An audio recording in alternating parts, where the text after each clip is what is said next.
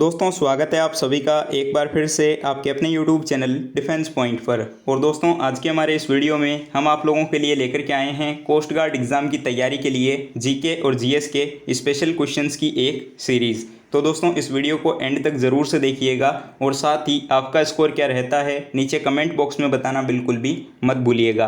और अगर आप लोग चैनल के ऊपर पहली बार विजिट कर रहे हैं तो इसको सब्सक्राइब कर लें और बेल आइकन को प्रेस कर लें ताकि आप लोगों को हमारे द्वारा दिए जाने वाले सभी लेटेस्ट अपडेट्स मिलते रहें। तो चलिए शुरू करते हैं आज का वीडियो बिना किसी देरी के। तो देखिए फर्स्ट क्वेश्चन जो कि आपको दिया गया है कि निम्नलिखित में से कौन सी पुस्तक जो है वो डॉक्टर राजेंद्र प्रसाद के द्वारा लिखी गई है। तो आपको ऑप्शंस दिए गए हैं India divided, an autobiography towards freedom, the discovery of India या फिर ग्लिम्स ऑफ वर्ल्ड हिस्ट्री। तो यहाँ पर दोस्तों आपका करेक्ट आंसर हो जाता है option number A, India divided. दोस्तों इंडिया डिवाइडेड जो पुस्तक है वो स्वतंत्र भारत के पहले राष्ट्रपति डॉक्टर राजेंद्र प्रसाद के द्वारा लिखी गई है और काफ़ी बार जो है ये क्वेश्चन एग्जाम में पूछा जा चुका है। इसके अलावा दोस्तों ऑप्शन नंबर सी देखिए जिसमें कि आपको एक पुस्तक का नाम दिया गया है द डिस्कवरी ऑफ इंडिया। दोस्तों ये जो पुस्तक है वो आपके पंडित जवाहरलाल नेहरू के द्वारा लिखी गई है और काफ़ी बार ये क्वेश्चन भी जो है एग्ज़ाम में आता है। अब देखिए दोस्तों क्वेश्चन नंबर 2 और यहाँ पर आपको क्वेश्चन गिवन है कि संतोष ट्रॉफी और सुब्रतो कप ये कौन से खेल से संबंधित हैं। तो आपको ऑप्शंस दिए गए हैं क्रिकेट, बास्केटबॉल, फुटबॉल या फिर हॉकी। तो एक चीज़ पे ध्यान दीजिएगा कि जो स्पोर्ट्स का टॉपिक है यानी कि खेल संबंधित टॉपिक, इससे जो है क्वेश्चन आपको कोस्ट गार्ड एग्ज़ाम में हर शिफ्ट में देखने को मिलता है। और अगर बात करें कि संतोष ट्रॉफी और सुब्रतो कप जो है वो कौन से खेल से संबंधित है, तो ये दोनों ही ट्रॉफियाँ जो है वो फुटबॉल से रिलेटेड है। तो यहाँ पर करेक्ट आंसर हो जाता है ऑप्शन नंबर सी। अब देखिए दोस्तों क्वेश्चन नंबर 3 और यहाँ पर आपको क्वेश्चन दिया गया है कि इनमें से कौन से देश को जो है अर्धरात्रि का सूर्य यानी कि द लैंड ऑफ मिडनाइट सन के रूप में जाना जाता है। दोस्तों ये क्वेश्चन जो है अभी आपका जो कोस्ट गार्ड एग्ज़ाम हुआ था उसमें पूछा गया है और आपको यहाँ पर ऑप्शंस दिए गए हैं नॉर्वे, बेल्जियम, चीन या फिर जापान। तो यहाँ पर आपका करेक्ट आंसर हो जाएगा ऑप्शन नंबर ए, नॉर्वे। देखिए नॉर्वे जो कि यूरोप महाद्वीप का एक देश है जिसको कि अर्धरात्रि का सूर्य या फिर द लैंड ऑफ मिडनाइट सन के रूप में जाना जाता है। ठीक है।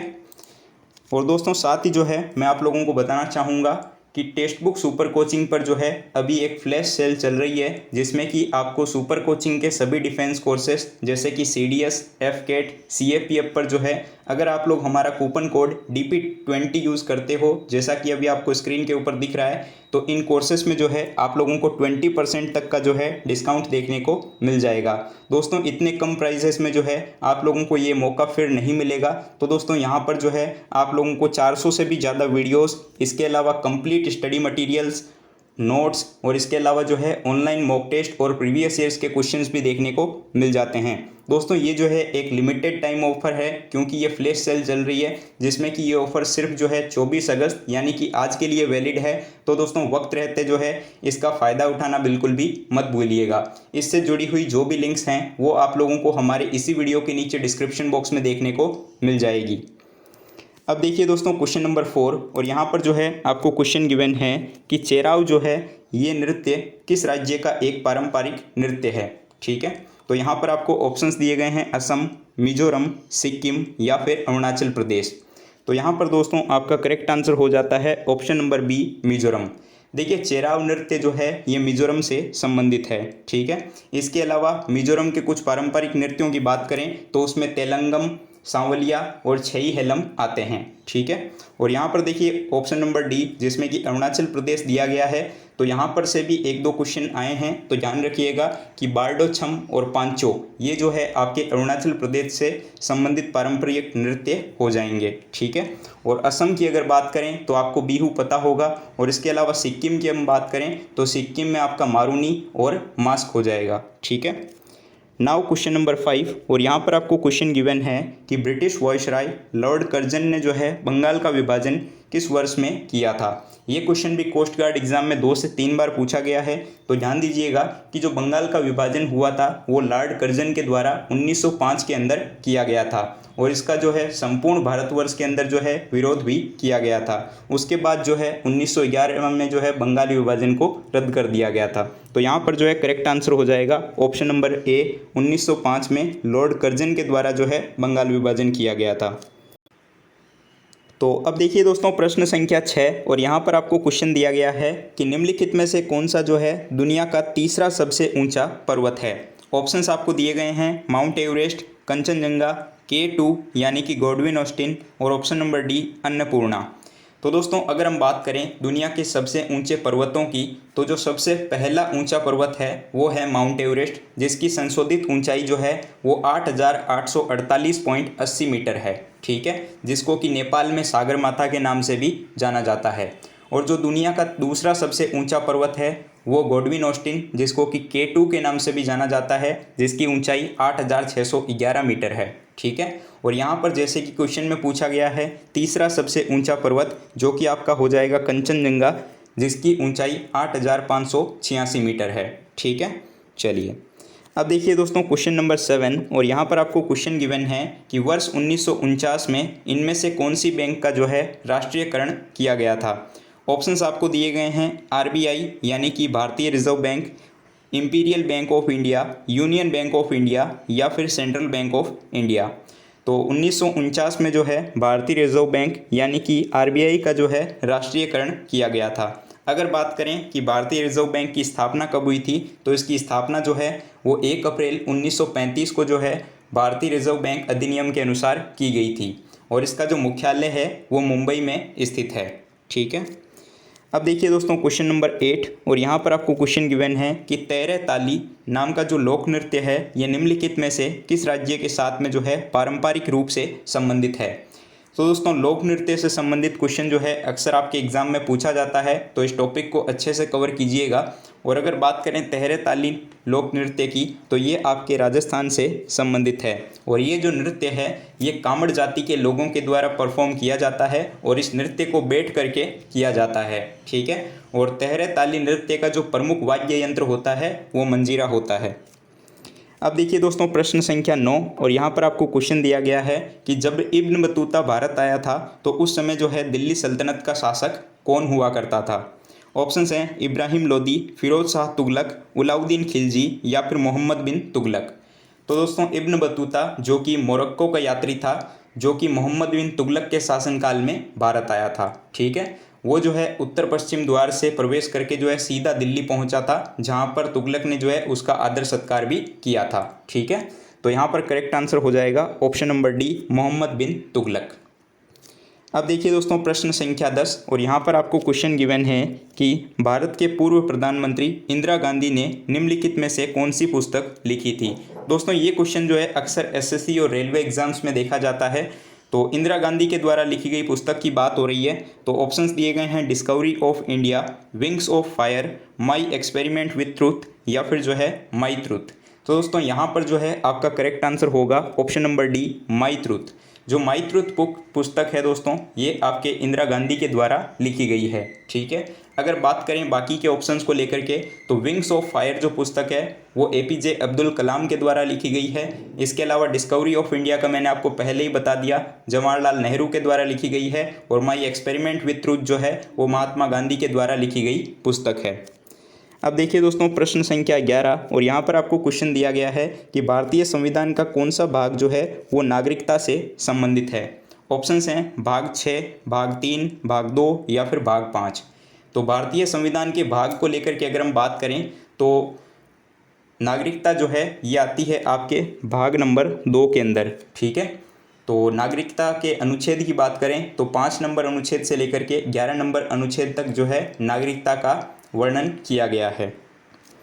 अब देखिए प्रश्न संख्या 12 और यहाँ पर आपको क्वेश्चन दिया गया है कि भारतीय सम्राट हर्ष की जीवनी जो है जिसको हर्ष चरित्र के नाम से जाना जाता है ये किसके द्वारा लिखी गई है। ऑप्शंस हैं वाण भट्ट, स्वामी शिवानंद, वाल्मीकि या फिर रविंद्रनाथ टैगोर।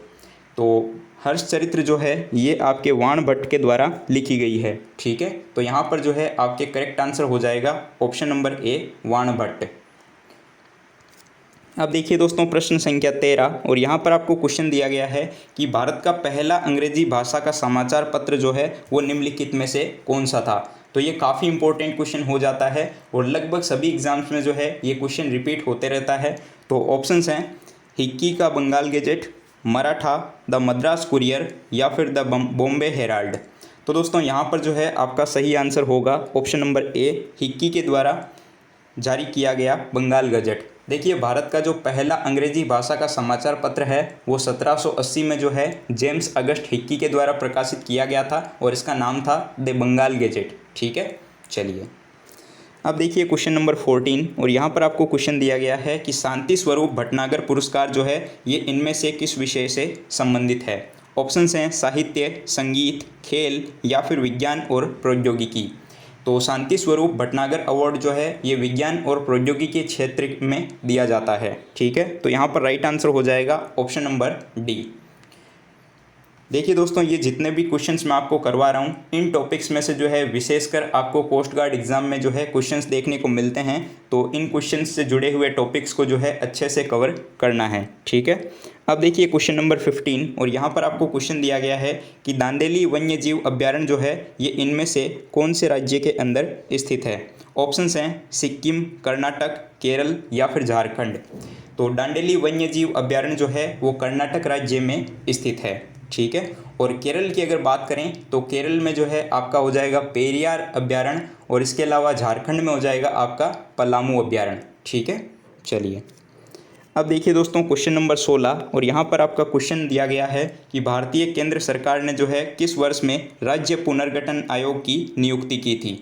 तो राज्य पुनर्गठन आयोग की बात हो रही है तो भारतीय केंद्र सरकार ने जो है 1953 यानी कि 1953 में जो है राज्य पुनर्गठन आयोग की नियुक्ति की थी, और इसका जो आधार था वो भाषाई आधार रखा गया था। ठीक है, और 22 दिसंबर 1953 में जो है न्यायाधीश फजल अली की अध्यक्षता में जो है प्रथम राज्य पुनर्गठन आयोग का गठन किया गया था। तो यहाँ पर जो है आपका सही जवाब हो जाएगा ऑप्शन नंबर सी, 1953। अब देखिए प्रश्न संख्या 17, और यहाँ पर आपको क्वेश्चन दिया गया है रक्त परिसंचरण की खोज किसने की थी। दोस्तों वैसे तो ये क्वेश्चन जो है आपके बायोलॉजी से रिलेटेड हो जाता है, लेकिन कोस्ट गार्ड में जो है जीके जीएस के क्वेश्चंस में जो है ये पूछा जाता है। तो यहाँ पर जो है ब्लड सर्कुलेशन की डिस्कवरी किसने की थी ये पूछा जा रहा है। तो ऑप्शंस हैं William Harvey, Rosalind Franklin, David Baltimore या फिर Charles Darwin.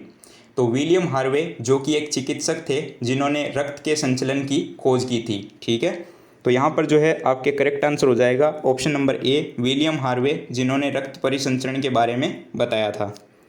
Now question number 18, और यहाँ पर क्वेश्चन दिया गया है कि भारतीय संविधान के किस संशोधन द्वारा जो है उसकी प्रस्तावना में समाजवादी और धर्मनिरपेक्ष शब्द को जोड़ा गया था। तो यहाँ पर जो है आपका करेक्ट आंसर हो जाएगा ऑप्शन नंबर बी।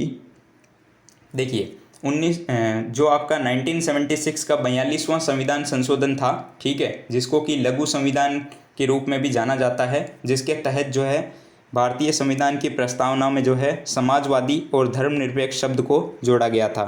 ठीक, अब देखिए दोस्तों प्रश्न संख्या 19, और यहाँ पर आपको क्वेश्चन दिया गया है कि मुरुगप्पा गोल्ड कप जो है ये किस खेल से संबंधित है। आपको ऑप्शंस दिए गए हैं फुटबॉल, हॉकी, क्रिकेट या फिर टेबल टेनिस। तो दोस्तों मुरुगप्पा गोल्ड कप जो है ये आपके हॉकी से रिलेटेड है, तो यहाँ पर आपका करेक्ट आंसर हो जाता है ऑप्शन नंबर बी। दोस्तों बात करें इसके अलावा कि और कौन कौन से कप जो है वो हॉकी से रिलेटेड हैं, तो दोस्तों उसमें आप ध्यान रखेंगे Beighton cup, Nehru trophy, Stanley cup, Aga Khan cup, Dhyanchand trophy और वेलिंगटन कप, ये सब जो है हॉकी से रिलेटेड हैं। ठीक है, चलिए नाउ क्वेश्चन नंबर 20, जो कि आज के इस वीडियो सीरीज़ का लास्ट क्वेश्चन रहने वाला है। तो आपको क्वेश्चन दिया गया है कि LAC यानी कि line of actual control Bharat और इसके अलावा कौन से देश के बीच की एक प्रभावी सीमा है।